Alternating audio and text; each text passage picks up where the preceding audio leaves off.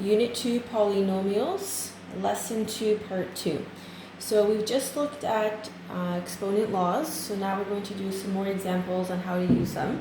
So we have an expression 3x cubed y times 6xy cubed all over negative 3xy all in brackets to the power of 2. So what we're going to do first is we're going to take this expression and we're going to substitute x equals 1 and y equals 2 into the expression. So first thing you can do is start by rewriting and substitute your numbers. So when I substitute numbers in, I usually leave them in brackets like that.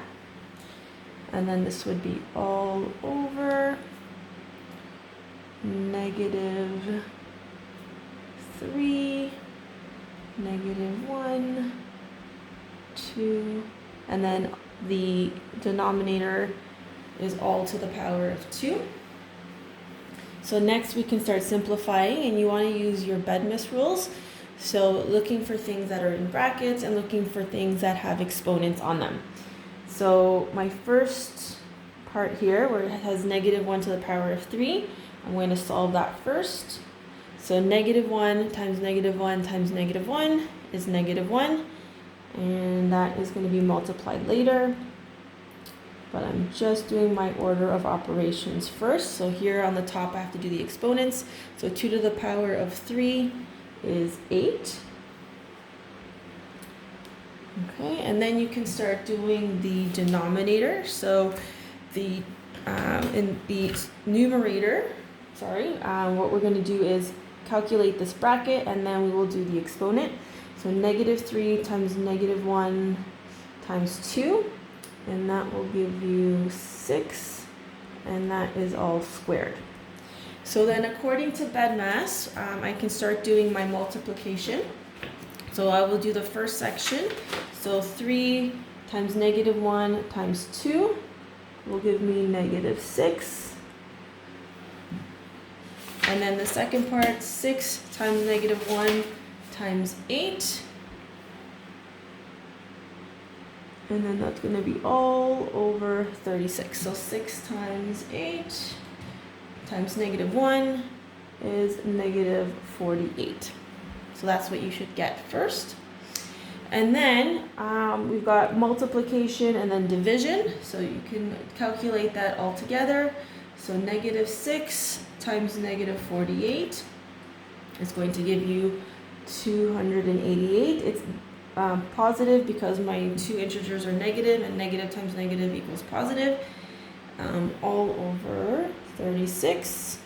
And then 288 divided by 36 is going to give me 8.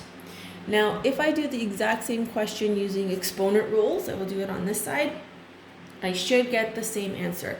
So it says simplify the original expression using the exponent laws, then substitute the given values and evaluate. So I'm still going to be using x equals negative 1 and y equals 2, but first I'm going to simplify. So when I simplify, I know that in terms of the mathematics, my like bases, I can group those together. So I'm going to start rewriting this. So what I would like you to do is start to pull all the numbers and all the letters together. So this is like saying 3 and the 6 are going to go together because they're both numbers.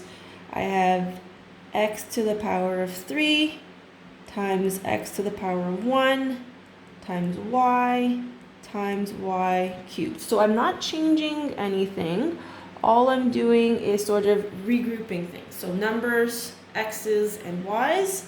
And then what I want to do on the bottom is I want to get rid of this exponent. So I'm just going to start distributing it. So I can distribute it to each of these terms. So the negative 3, the x, and the y. So negative 3 times negative 3 is 9. X to the power of 2 is x squared, and then y squared.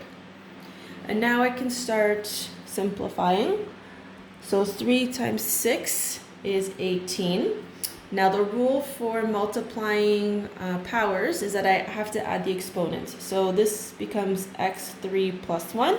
So the exponent 3, exponent 1, times y has an exponent 1, and that has an exponent 3. And I'm dividing this all by 9x squared y squared. So I can keep going. So this becomes 18x to the power of 4, y to the power of 4, divided by 9x squared, y squared. Okay, so then in the next part, I'm going to be doing division.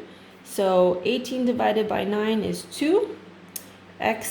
When you have x to the power of 4 and dividing it by x to the power of 2, you're going to subtract. So that becomes x4 take away 2. And again, we're doing the same thing for the y, subtracting the exponents. And then you just keep going. So this becomes 2x squared y squared. And at this point, we're done simplifying, but we need to evaluate. So now we're going to take our x equals -1 and y equals -2 and substitute it in here.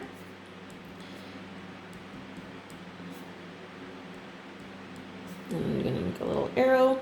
And then if you figure this, if you calculate this, this exponent, -1 to the power of 2 is +1. 2 squared is 4, which gives you 8.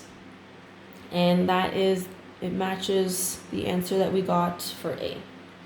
Okay, last example. The question says the probability of tossing tails with a standard coin is 1/2 because it only has 2 possible outcomes. The probability of tossing 4 tails in a row is 1/2 to the power of 4 or 1/16.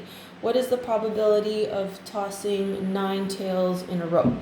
So if our probability is 1/2, then the probability of doing 9 tails in a row, we would have an exponent of 9.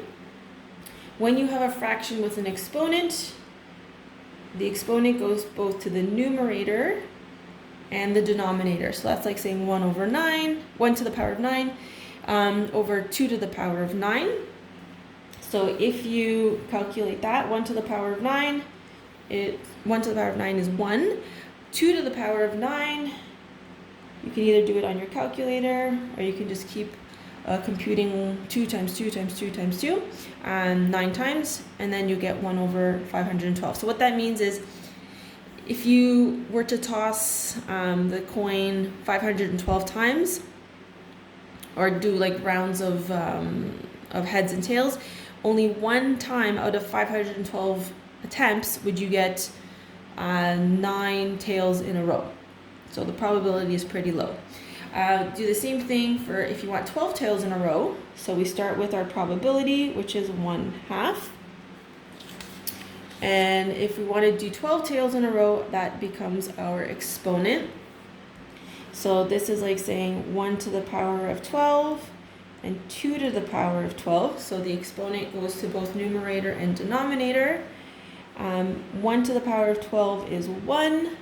And then 2 to the power of 12 is 4,096. Please continue working on your exponent laws by completing the worksheet that has been attached.